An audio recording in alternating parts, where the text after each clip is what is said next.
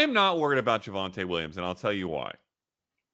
Oddly, for some reason, the catches have dried up this past about month, but he was Hmm. raking in catches earlier in the year, and he's still gotten heavily involved now and then. It just hasn't quite hit. And then from a rushing perspective, like obviously you're concerned about these last 2 weeks primarily because he only had 6.8 last 2 games, I should say, because they had their bye Hmm. in week 10. 6.8 fantasy points, 9.8 fantasy points. You see single digits in half PPR, you're not feeling great.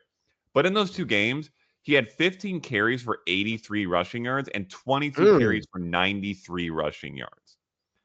Like, I understand you want to see 15, 18 fantasy points from your running back, but when your guy is putting up 80 to 90 rushing yards consistently, you just have to understand that sometimes the touchdown's not going to happen.